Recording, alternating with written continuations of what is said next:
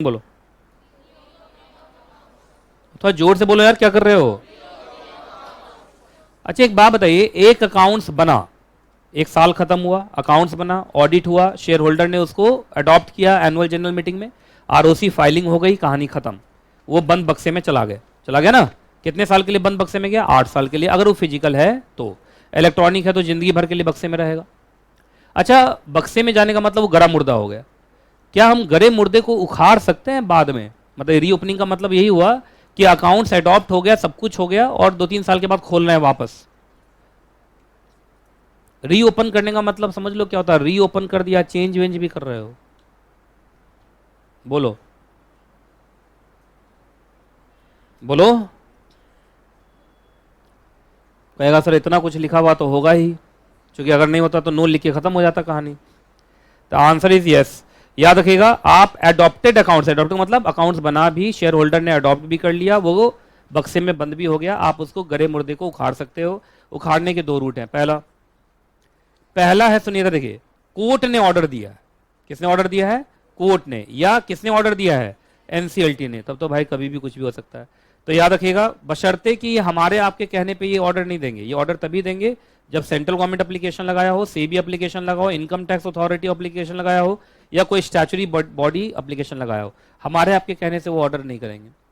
तो किसी सरकारी संस्था ने कोर्ट को या एनसीएलटी को क्या लगाया? एप्लीकेशन, कि साहब हमें इस कंपनी के अकाउंट्स में कुछ गड़बड़ लग रहा है, हम चाहते हैं कि पिछले 3-4 साल का अकाउंट को फिर से क्या किया जाए? रीओपन। तो अगर कोर्ट या एनसीएलटी अलाउ कर देगा तो फिर ये रीओपन हो जाएगा। कितने साल के लिए, कितने साल तक के लिए रीओपन हो सकता है? 8 साल। 8 साल से ज्यादा नहीं, यहां लिख दो 8 साल। क्योंकि एक बताइए, फिजिकल अकाउंट्स होंगे तो 8 साल के पुराने वाले तो डिस्ट्रॉय हो चुके होंगे ना, नहीं?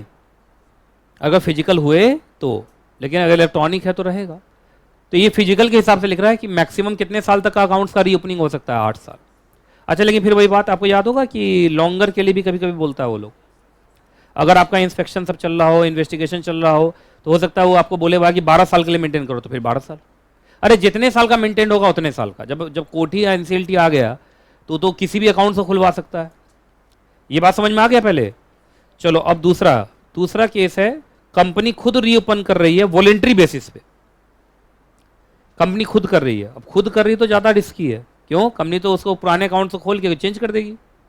तो इसलिए बोला है, एक तो आपको किससे अप्रूवल लेना पड़ेगा, क्योंकि कंपनी बदमाशी भी तो कर सकती है। मालूम चला पिछला अकाउंट खोल के अब लॉस के जगह पे प्रॉफिट लिख दिया, अब फिर दबा दिया जाके, तो ये तो गलत हो गया ना। तो बिना एनसीएलटी से पूछे आप छेड़छाड़ नहीं कर सकते। और याद रखना, अगर ये वाला रूट है तो बस 3 साल, पिछला 3 साल का अकाउंट से क्या हो सकता है? रीओपन। 8 साल वाला भी अलाउड नहीं।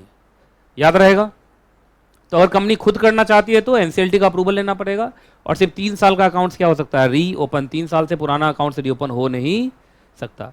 तो ये पूरा कहानी मैंने गरे मुर्दे को उखाड़ने वाला बताया है कि आप ऐसा कर सकते हैं। अगर कोर्ट का एनसीएलटी का ऑर्डर है, वो भी हमारे आपके कहने पे नहीं कर रहा है, वो कोई स्टैचुरी अथॉरिटी, कोई डिपार्टमेंट पहुंचा है एनसीएलटी कोर्ट के पास, तो जितने साल का मेंटेन है उतने साल का अकाउंट खुलवा देगा वो लोग। लेकिन अगर हम लोग अपनी मर्जी से कर रहे हैं तो अपनी मर्जी का भी मतलब एनसीएलटी से अप्रूवल लेके ही करेंगे।